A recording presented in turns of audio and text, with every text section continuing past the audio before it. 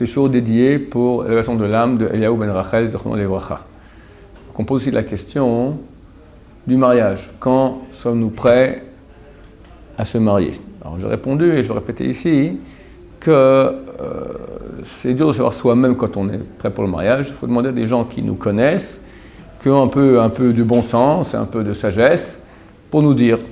Parce qu'il faut une certaine maturité qui s'exprime d'abord au niveau des midotes. À quel point la personne, elle sait travailler, elle est capable de ne pas se mettre en colère trop facilement, elle peut entendre l'autre, on peut lui faire une remarque sans qu'elle tombe ou en déprime ou en colère, elle accepte de céder souvent, d'accord? C'est un travail de midote. C'est une chose. Deuxième chose, il faut un type responsable. Il faut monter de maison, maintenant tu vas être papa d'une famille, il faut quelqu'un qui soit responsable. Un enfant, il n'est pas responsable. Troisièmement, il faut une certaine stabilité. Il y a des gens, très souvent, ils sont un jour oui, un jour non, un jour ils se lèvent, un jour ils ne se lèvent pas, ouais, il n'est pas... Et ça, c'est important aussi. Une femme a besoin d'une sécurité. Si elle voit son mari qui se traîne le matin pour sortir du lit, ou bien une fois comme ci, une fois comme ça, dirigé par ses sentiments, pas dirigé par la raison, ça fait peur.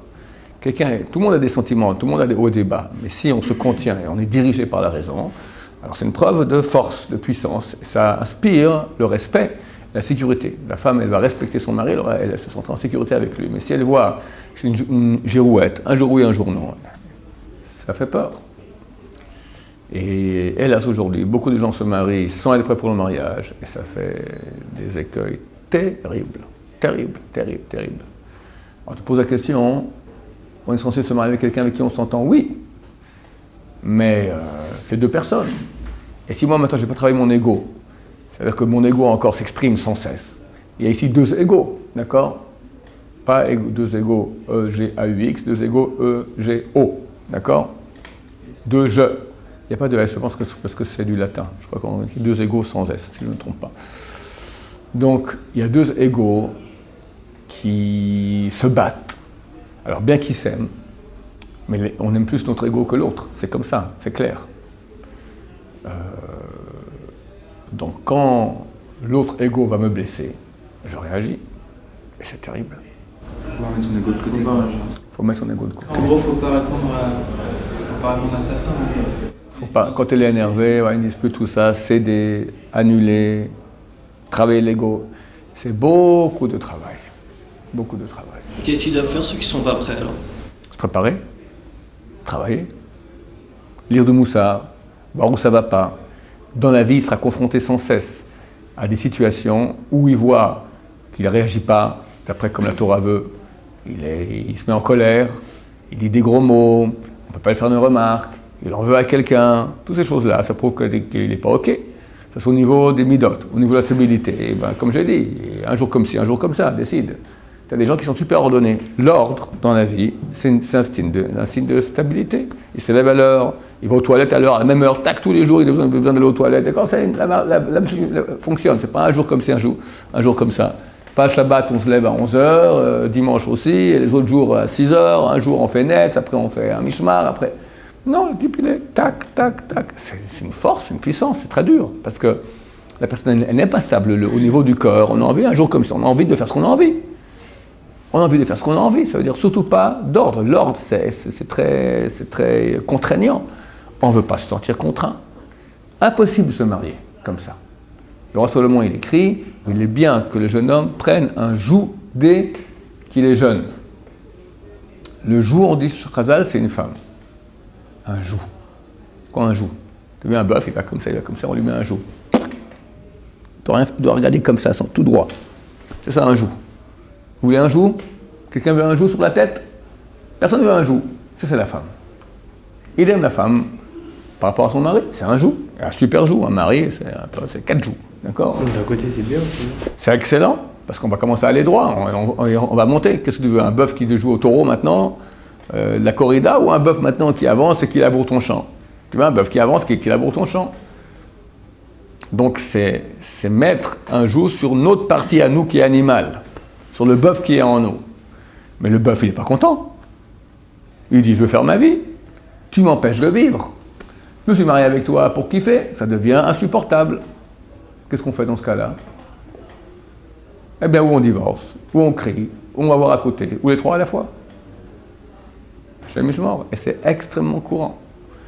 Tout ça commence par une non-construction pour le mariage, un manque de construction. Maintenant, même ceux qui sont construits doivent absolument suivre des cours de Shalom Bayit, parce qu'il y a des choses, l'ABC de savoir, un homme doit savoir c'est quoi une femme, parce qu'elle a des façons de réagir que l'homme ne connaît pas. Même s'il croit, il a connu, il a vécu, rien à voir. Et la femme aussi, il doit savoir c'est quoi un homme. Et ces cours-là sont extrêmement utiles, parce que ça évite beaucoup d'écueils. On commence à comprendre des choses. Par exemple, une femme ne parle pas. Tu l'as blessée, elle n'est pas contente. Donc si tu oses vouloir savoir pourquoi elle n'est pas contente, tu la mets encore plus en colère. Pourquoi? Non seulement tu ne sais même pas pourquoi. Donc il faut être devin. Le type il se met en colère, je ne comprends rien. C'est où moi? Dis-moi clairement, parce qu'entre hommes on se parle. Mais pas entre hommes et femmes, c'est faux. Il faut deviner. Il faut deviner. Et puis elle veut que tu t'intéresses à sa vie.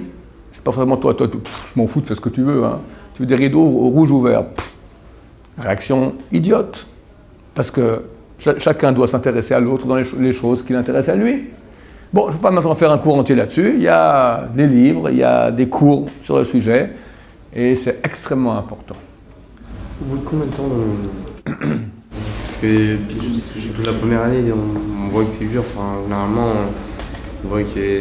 Moi, je sais qu'il y a quelqu'un qui m'avait dit que si genre, voilà, dans la première année, enfin, voilà, c'est là où, généralement, ça pète. Enfin, il peut y avoir des étincelles la première année, oui. Au bout de combien de temps on peut se rendre... Parce qu'il y a un moment, si ça continue trop, au final, sur le coup, des fois, sur le coup des disputes, on peut se dire... Intelligemment, si on se travaille, on peut presque être marié avec n'importe quelle femme. Il n'y a aucune raison que ça s'arrête. Aucune raison. Il n'y a pas de notion de mazal. Il y a, j'ai dit presque, j'ai dit idéalement, je veux dire de façon presque, si on se travaille suffisamment, on peut se marier presque avec n'importe qui. Presque. Ton mazal, ça peut être n'importe qui. Non, tu as un mazal, tu as les personnes à qui... D'abord, le mazal, comme j'ai dit dans les cours, ça n'existe plus le mazal. Le mazal, c'est quand tu viens la première fois que tu es réincarné sur Terre, là tu reçois la femme qui est ton mazal. Là, maintenant, Dieu te donnera une femme qui correspond à ce que tu es aujourd'hui. Voilà, c'est tout. Ah, c'est... Voilà, et c'est d'après tes actions, c'est marqué comme ça. Si on voit dans l'année que ça va pas même après. On continue, bien sûr, 5 ans, au moins.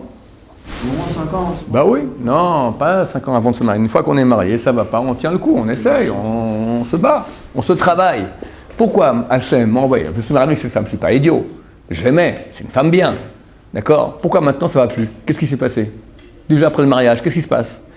Mon cher ami, Hachem veut que tu travailles ton ego, c'est tout. C'est tout. Hachem te l'a envoyé, il ne s'est pas trompé. Maintenant, tu ne veux pas travailler son ego. Grave si c'était pas la bonne, par exemple, autant rater. C'est quoi, c'est pas la bonne? Quelqu'un s'est marié, c'est pas la bonne? C'est quoi? Attends, il s'est marié, il a fait Andoni, il a fait, comment c'est, Amstramgram, comme ça, il est tombé sur elle, comme ça? Ouais, c'est pas exemple, la première année, ça se passe pas du tout. Attends, ce type-là s'est marié, il a connu avant de se marier, il a vu? Je sais pas, peu importe. Jamais? Même chez les hyper orthodoxes, d'accord, ils voient quelques fois avant le mariage. Donc il a vu, il a connu, il a parlé des heures, ils se connaissent très très bien. Il a dit « je veux ». Oui, c'est déjà arrivé que... Attends, je veux. Donc quand il dit « je veux », et quand il tombe amoureux, parce qu'il est amoureux, il ne s'est pas trompé. Donc elle est bien cette femme. Elle aussi, elle ne s'est pas trompée. Alors qu'est-ce qui fait que tout à coup maintenant, après le mariage, ça ne va pas? Et d'habitude, ça commence à déjà un peu avant le mariage. Le mariage rend la vue. Hein? On dit que le mariage rend la vue. On dit que l'amour rend aveugle, voilà, rend la vue. Ça veut dire quoi? C'est-à-dire qu'on a vu qu'il y avait des défauts, mais on voulait quand même se marier ensemble, en espérant que ça ira, et on travaillera. Et maintenant, on ne veut pas travailler. On ne veut pas travailler. Un type pour dire « tu as raison, je me suis trompé », c'est très, très, très, très dur. Très, très, très, très dur. T'écraser. Accepter. T'es pas parfait, mon cher ami. Comment? Moi pas parfait? Moi pas parfait? C'est pas facile. Alors c'est vrai qu'on m'a dit une fois que, je sais plus qui c'est qui m'a dit ça, que un homme et une femme quand ils se retrouvent sous leur repas, c'est-à-dire que du moment qu'ils sont sous leur couple ensemble, c'est Hachem qui a décidé. C'est clair, sans aucun doute. À Alors partir du pourquoi il moment y où en ils a sont qui sous leur divorcent couple. alors, tout simplement? Ils n'ont pas travaillé. Ils n'ont pas travaillé. Si vraiment il s'est trompé, le type il voulait une fille Miss Monde avec beaucoup d'argent. Et elle était crétin comme tout, et quand même parce qu'il était attiré par l'argent et attiré par sa beauté physique, d'accord? C'est rare d'habitude, mais le gros crétin, d'accord? Bon, tu t'es trompé. Ça se peut que Dieu aussi, des fois, il te fait, c'est marqué dans la voie que quelqu'un veut aller, là-bas on le mène. Quelqu'un il veut se tromper, on va le tromper. Là on est en train de maintenant dans les parachutes. Pharaon, il a endurci son cœur. Pour finir, Hachem l'a endurci à lui. Dans la voie que tu veux aller, là-bas, on va t'amener. Donc quelqu'un, il a voulu se planter, il se plante. Mais d'habitude, ce n'est pas le cas. D'habitude, pourquoi ça ne va pas après le mariage? Parce qu'on arrive sur le terrain où il faut travailler l'ego. Je t'explique encore un peu mieux. Les gens, personne ne se marie par amour désintéressé.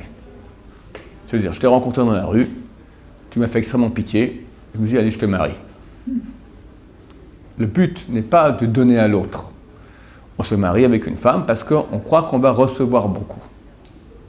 Recevoir de l'amour, de la gentillesse, du kavod parce qu'elle est belle, de l'argent parce qu'elle a de l'argent, une compagnie, etc. Tout un ensemble de choses qu'on voit qu'on y gagne. On comprend qu'on doit aussi faire des efforts.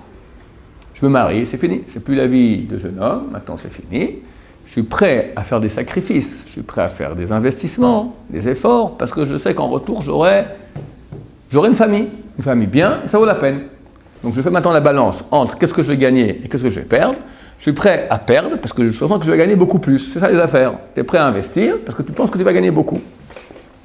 Le problème est, et les deux, d'accord, la femme et l'homme, les deux c'est comme ça.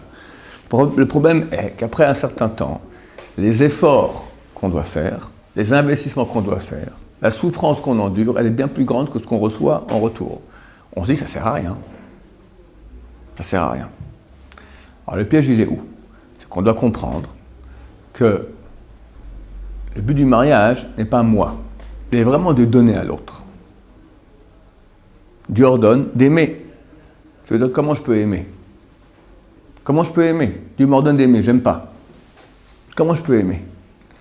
Le seul moyen d'aimer, c'est commencer à donner à l'autre pour l'autre. Quand tu donnes à l'autre pour l'autre, au bout d'un moment, tu crées un amour. C'est quelque chose d'extrêmement grand. Donc, dans le mariage, au bout d'un moment, on doit commencer à s'habituer à vouloir faire des efforts pour l'autre, pas pour recevoir. Et c'est dans certaines familles, un enfant anormal qui va naître. Choc. On se remet du choc. Les parents commencent à investir dans l'enfant. Eh bien, il s'avère que d'habitude, les autres frères et sœurs sont jaloux, souffrent d'un manque d'affection des parents, parce qu'ils voient beaucoup trop d'attention et d'amour des parents envers l'enfant anormal. Pourquoi est-ce que les parents ont plus d'amour à l'enfant anormal qu'aux autres? Normalement, on devrait avoir plus d'amour pour les enfants réussis, pas un type anormal, parce qu'ils ont investi beaucoup plus. Quand tu investis, quand tu donnes à quelqu'un, tu commences à l'aimer. Donc Hachem nous demande maintenant de commencer à donner à l'autre. Et ça, forcément, ça passe par un travail sur notre ego, que je dois moins penser à moi, plus penser à l'autre. C'est le but du mariage. Ça demande beaucoup de travail. Les gens ne veulent pas faire ce travail. Ça ne les intéresse pas. Moi et encore moi. Et moi toujours. Les Ta'ava et Yevakesh Nifrad. Encore des paroles du roi Salomon. C'est le plus sage de tous les hommes, de toute l'histoire. Les Ta'ava, l'envie, Yevakesh Nifrad te fait demander la séparation. Ce qu'on dit en français un peu autrement, quand on tire la couverture, au bout d'un moment, elle se déchire. Si je pense à mes plaisirs, les ta'ava, mes envies, je veux remplir mes envies, d'accord, je ne peux pas m'unir avec l'autre. Parce que j'ai mes envies qui sont importantes, lui a ses envies aussi, forcément on arrive à une confrontation, à la guerre. Quand je m'écrase sur mes envies, je passe outre mes envies. J'ai envie, ben tant pis, je n'aurai pas. Et l'autre aussi fait comme ça, on arrive à une union extraordinaire, dont le plaisir est bien plus grand que les envies bébêtes que j'ai. L'union, le bonheur qu'il y a à s'unir à l'autre, il est extrêmement grand.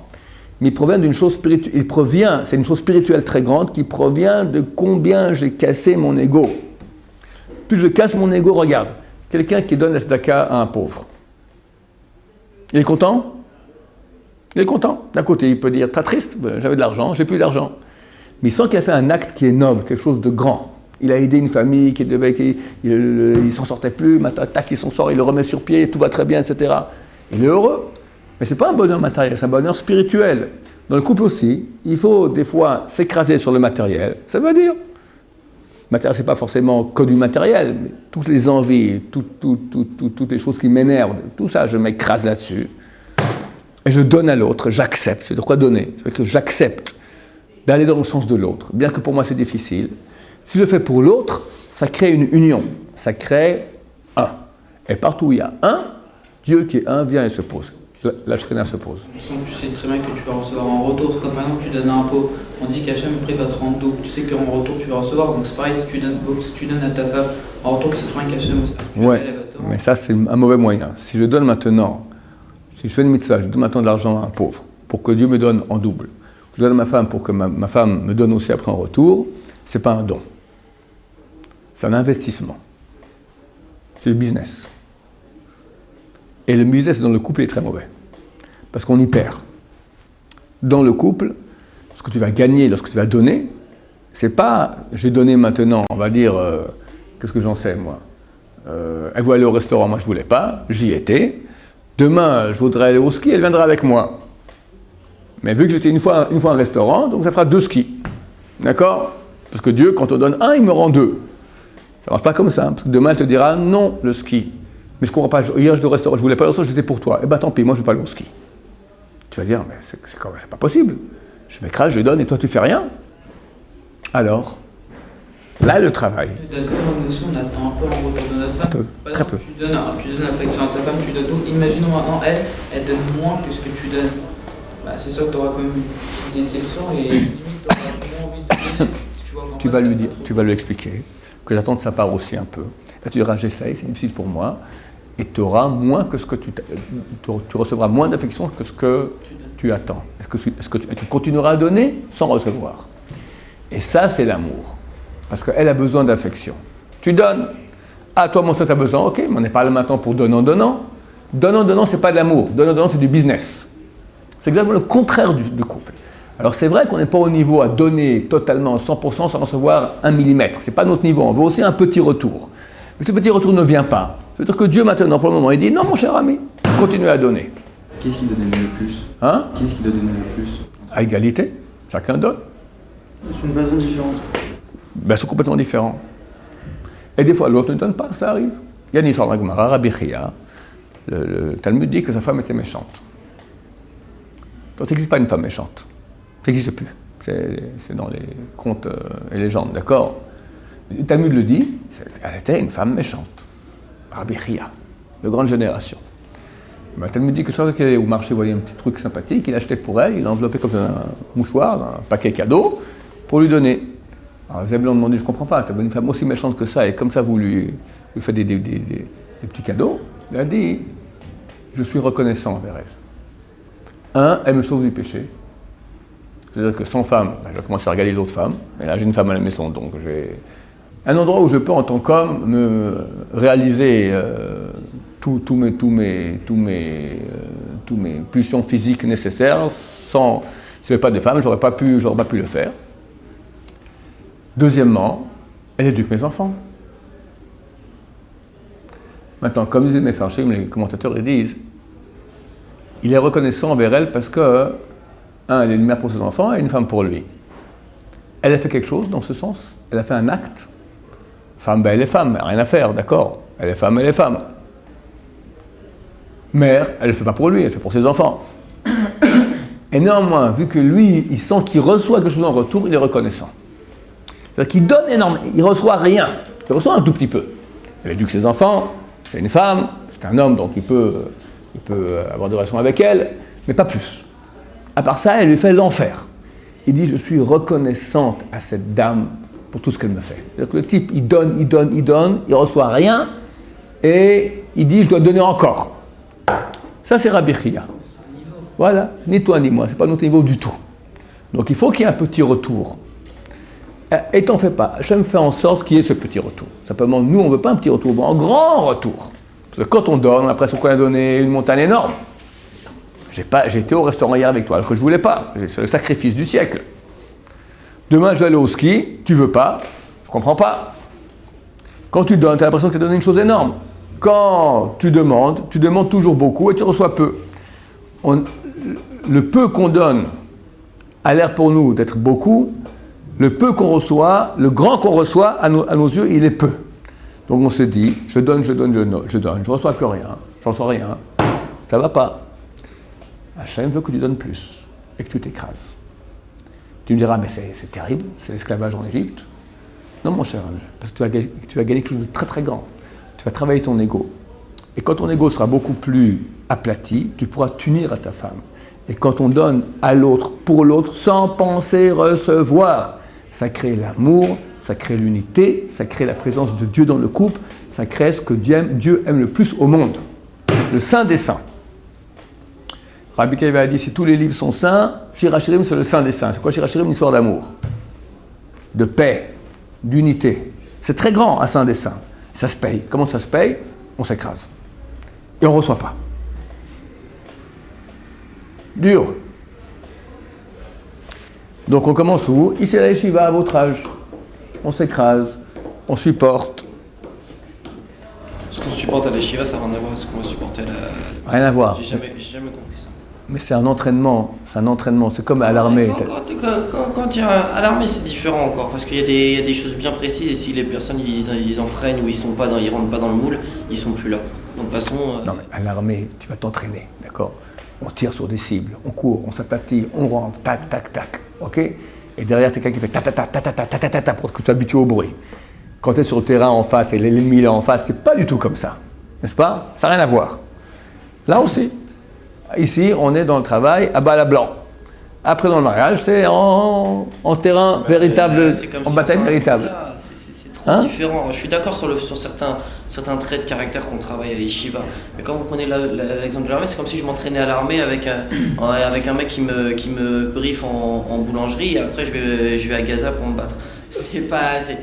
Tu dis, jamais je verrai ça de ma vie. Mais tu rêves complètement, mon cher ami. Moi, des fois, je m'enferme dans ma chambre. Mais mon cher ami, tu comprends pas. Ta femme, elle te fera voir des vertes et des pas mûres.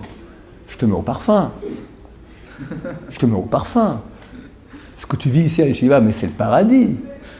Mais tu te rends pas compte, mon cher ami. Va voir la tête des gens qui souffrent de Shalom Bayit. Okay. Mais c'est terrible, tu ne peux pas imaginer. Peut-être qu'il y en a qui se comportent mal et que voilà. Il y en a qui, montre-moi il y en a qui pas, je veux voir moi. Où tu vois du shalom? Chez les rabbinim. Oui, quelques rabbinim, mais encore. D'accord? Va en France. 99 coupes sur 100, c'est la guerre. Guerre froide, guerre chaude, ignorance, incompréhension, rien. Est-ce qu'on peut avoir un bon mariage en France? Quelle souffrance? On peut, bien sûr qu'on peut, mais il faut beaucoup de travail. Est-ce que tu as ici à la Yeshiva, c'est du paradis. Paradis. Je dis, va dormir sous le lit des gens qui tombent dingues. Voilà, peut-être tu vas encore un peu apprendre. C'est un bon palier pour le mariage. C'est ce que je dis. Encore faut-il que ce soit un bon palier, ça veut dire. C'est que la yeshiva, il y a aussi une part d'égoïsme. Et au bout d'un moment, c'est quelque chose qui revient quand même. C'est qu'on fait de la yeshiva aussi des fois un peu pour nous. On sait qu'on se travaille et tout, mais il y a des fois où on a envie d'être tranquille, il y a des fois qu'on a envie C'est normal. On l'a fait aussi pour nous. Moi, je comprends le fait qu'il faut travailler, etc., que les gens sont là pour nous faire travailler, et on le sent bien. Mais il y a aussi le truc. Moi, des fois, je m'arrête et je me dis, ouais, mais là, j'ai envie de faire ça pour moi. J'ai envie de. Ma yeshiva, c'est pour moi. Petit peu, pas être d'une façon très égoïste. Très bien. Normal. Tu fais ton boulot, mais t'en fais pas. Au bout d'un moment, ça dépasse. Hachem t'enverra sur le chemin des occasions. Il faut comprendre un truc basique. Tout ce qui m'arrive dans la vie est envoyé par Hachem. Ce sont tous des envoyés de Dieu. Quelqu'un m'a mis sur le chemin maintenant X. Un type tout simplement insupportable. Pourquoi? Alors le petit il se dit, c'est insupportable, ma vie n'est plus une vie. Le grand, il comprend, Hachem envoyé, mais il veut de moi quelque chose, que je fasse avec. Pourquoi? Je ne sais pas pourquoi, il veut. En tout cas, en gros, la recette, le pourquoi de la chose, il veut que je me travaille. Et c'est un petit travail par rapport à ce qui m'attend. Petit travail. Le Talmud, il dit qu'un homme qui a une femme qui est mauvaise, il ne va pas en enfer. Déjà le dixième sur terre. C'est sur les Marocains. Il est déjà sur terre. Tu comprends ce que ça veut dire? Et tu peux dire maintenant que les Shiva c'est un enfer. C'est le paradis. Un enfer, tu ne te rends pas compte de la douleur que c'est. C'est pas quelqu'un qui tombe à la Shiva, c'est ta femme. Elle ne comprend pas, tu lui répètes et ça ne marche pas, elle t'en veut. Et tu lui en veux. Et on est triste et on ne peut pas.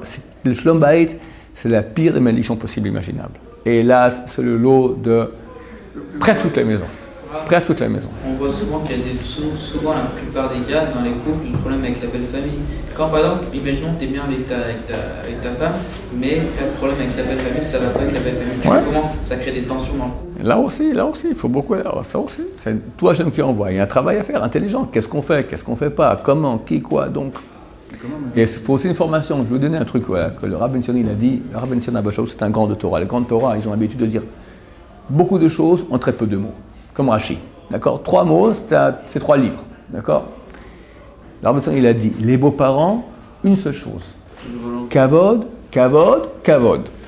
Honneur, honneur, honneur. Même s'ils sont fous. Même s'ils sont fous. Surtout s'ils sont Ils fous. sont pas dans un terrain de Torah. Surtout s'ils sont fous, sur bannière de Torah. C'est vrai. Honneur, honneur, honneur, honneur. Comme ça, Sinon, tu leur on fermes, reproche notre comme ça, Torah. tu leur fermes le caquet. Si Ils vont moins t'embêter. nous Attends. reprochent la Torah. Si ils sont pas d'accord parce que. Tu fais honneur, honneur, honneur. Maintenant, toi, tu fais ta vie, c'est clair. Il ne peut pas dire quoi faire dans ta vie. Je fais un cours qui s'appelle Les Belles-Mères, d'accord? En aucun cas, les beaux-parents rentrent dans la vie du couple. En aucun cas. Le couple passe avant. Tant pis. Très gentiment, très respectueusement, avec beaucoup de cas, on dit non. D'accord? Vous comprenez? On vous respecte beaucoup, mais ça, bon, c'est notre façon de faire. Vous respectez. Voilà. Ils ne sont pas contents. Ils sont pas contents. Il y a pas, et le couple, dans le couple, on doit comprendre. La femme passe avant la belle-mère, sa mère, d'accord? Et pour sa mère, le mari passe pour la femme, son mari passe avant sa mère. C'est comme ça, c'est comme ça. Ça, c'est sacro-saint. Maintenant, néanmoins, pour atténuer le choc avec les beaux-parents, la combine Rav, elle est super bien. Dès la première fois qu'on les rencontre, kavod, kavod, rap, tu leur fais le tapis rouge, jaune, vert, d'accord? Tout, le kavod, du kavod, du kavod. Ils aiment ça, ils ont besoin de ça, c'est important, et les choses passeront beaucoup mieux. Maintenant, aux beaux-parents de savoir, ça c'est mon premier microtan qui me l'a enseigné. La première personne à qui j'ai marié, il m'avait le père de mon gendre, d'accord? Il m'a dit, une fois que l'on se marie, on se tait. Et des fois on veut parler, et ça fait mal, on se tait. Et bah au Hachem, j'ai adopté ça. Jamais, une seule remarque j'ai fait à mes enfants sur un mari ou sur la bru, c'est pas mes oignons. Chacun sa vie. Je vais pas me mêler de ça, en aucun cas. Une fois qu'on est marié, terminé.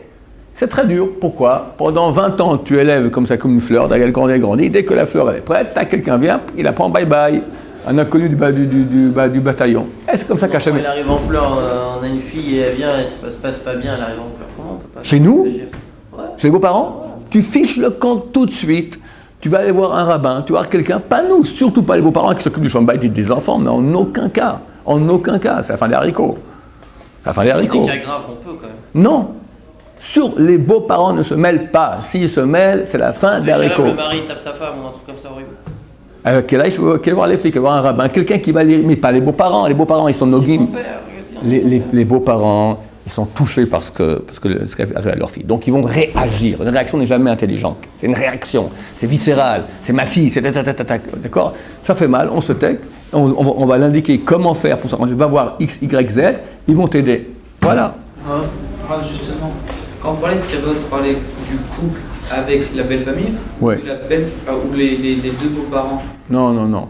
Le couple avec les beaux-parents. Et s'il y a des problèmes entre les deux belles familles, genre les parents de la fille et les parents du garçon, comment ça se passe? Faut du Roland des beaux-parents. Que c'est leur affaire entre eux. Ça ne doit pas toucher moi. Ça crée des tensions dans le couple. Pourquoi? La femme Moi, a avec reproche mes que parents, ton moi, père- je t'entends pas, toi, ma femme, tu t'entendrais bien avec mes parents, moi. Attends, non, c'est pas entre le couple, c'est pas entre les beaux-parents, c'est ta femme avec tes parents. C'est pas ce que tu m'as dit. Non, moi je vous demande quand Les beaux-parents voilà. ne s'entendent pas. Les parents de la fille et les Attends. parents du garçon, ils s'entendent pas. Ils s'entendent Ça pas. crée des tensions Ok. dans le Pourquoi ça ferait dans le Parce couple? que le mari et la femme, voilà. Tes parents, ils ont traité Ça mes va parents de Voilà. triple crétins. Voilà. De quel droit je dis ça? Moi, je veux dire à ma femme maintenant, tes parents ont traité mes parents de triple crétins, c'est du lachon hara. Non, mais d'accord, chacun défend son parti. Genre, De quoi je me mêle? Mais De quoi je me mêle? De quoi je me mêle? C'est pas un cavode aux parents. Comment je... Chas Shalom, moi j'ai le droit d'entendre maintenant que les beaux-parents, les parents de ma femme ont traité mes parents de tripes imbéciles. J'ai pas le droit d'entendre ça, même entendre. Croire, entendre, c'est un lave d'oraïta très grave. Y croire, c'est un autre lave d'oraïta très grave. Réagir, Hachem Ishmor. Ton père, C'est pas, normal que ça touche le coup. c'est pas mes oignons qui se débrouillent entre eux. Moi je t'aime, tu m'aimes, voilà, c'est pas notre affaire. Qui se débrouillent entre eux. Nous on va se mettre là-dedans. Chas de Shalom. Et par exemple, le mari va dire à sa femme, tes parents ils ont dit ça sur moi. Quoi? Il va dire, Quoi? Les parents vont dire quoi? non, j'ai dit par exemple, le mari va dire à sa femme, voilà, toi tes parents ce qu'ils ont dit sur les miens, et la femme va dire, ah, t'as vu, Les tes parents, ont dit sur le mari les qui parents dit sont- à sa femme, tes parents ont dit ça sur les miens, il a fait 3 interdits extrêmement. Sur moi par exemple, carrément. Il n'a pas à dire à sa femme, tes parents ont dit ça sur moi, il se tait. Non, mais c'est normal que chacun prend le parti de ses parents. Mais il n'a pas à prendre parti. Oh, il t'a dit. Il y a une guerre entre eux, on ne se mêle pas. T'as entendu parler des lois de la Shonara? J'ai pas le droit d'écouter ça, Vous rien. laissez quelqu'un insulter notre père. Hein? Notre père ou notre mère, sans problème. Il n'y a pas le cavode aux parents qui rentre un petit peu. Non, rien du tout. Qu'est-ce que je vais faire? Je vais pas partir en guerre. Ouais, ton père, tu te lèves pour lui quand il rentre à la synagogue, Oui. tu lui fais cavote, tu vas Ouais. lui embrasser la main à Shabbat. Ouais. Quand il y a un mec qui l'insulte de tous les noms, tu lui dis rien. Qu'est-ce que je fasse? Qu'est-ce que c'est la gueule? Qu'est-ce que je vais faire? Qu'est-ce que je vais faire? Traiter d'imbécile, qu'est-ce que je vais faire? Au moins faire le médiateur. Moi, médiateur. Moi, je peux être médiateur. Moi, je suis du côté de mon Je père. comprends pas comment on peut faire le cavode à son père et. T'as compris? Et laisser se faire. J'ai compris ta question, me réponds à ma question. Alors que je dois faire carrément de mon père, donc je pars en guerre, Don Quichotte, d'accord? Taillot, quoi?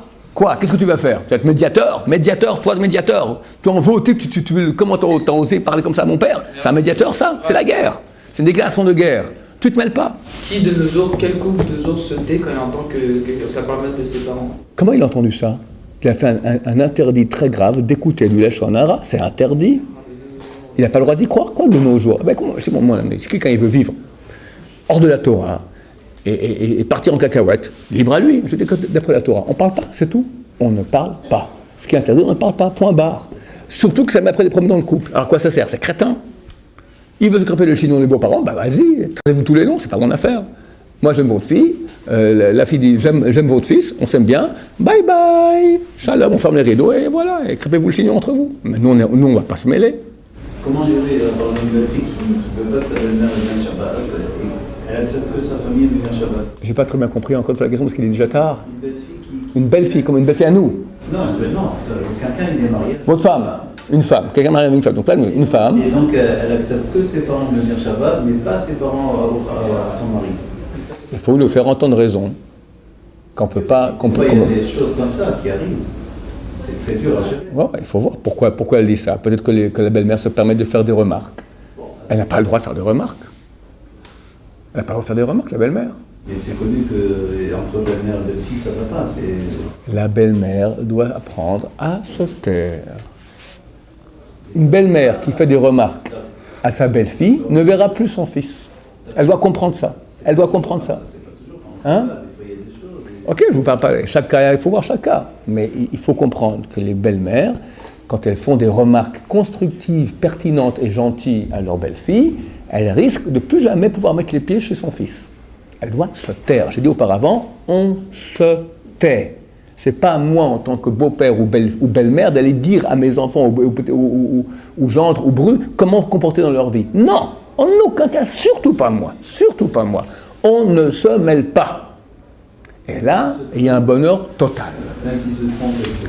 Bien sûr que s'ils se trompent. Les psychologues américains ont vérifié que lorsque les grands-parents se mettent à l'éducation des petits-enfants, d'accord? Donc il y a papy, il y a papa et il y a l'enfant. On va dire avec les femmes, c'est encore pire, d'accord? Il y a mamie, il y a maman et il y a l'enfant. Mamie vient, elle voit que la maman, elle a fait un truc éducatif complètement tordu. Elle va arranger pour le bien de l'enfant, sinon c'est très très grave. Les psychologues américains ont vérifié que quand elle vient arranger, elle fait des dégâts éducatifs beaucoup plus grands que les erreurs que font la mère. On ne se mêle pas, point barre, terminé. Les gens, tu t'es jamais trompé dans ta vie? Ok, alors laisse-les tromper, ils se relèveront, ça, c'est leur affaire à eux. Tout au plus peut-être envoyer une tierce personne qui va essayer de considérer sans qu'on sache jamais de la vie que c'est toi qui as agi comme ça. Chas Shalom, si jamais les parents interviennent, c'est fini. on n'intervient pas, on se tait. Baruch Adonai, le monde va Amen.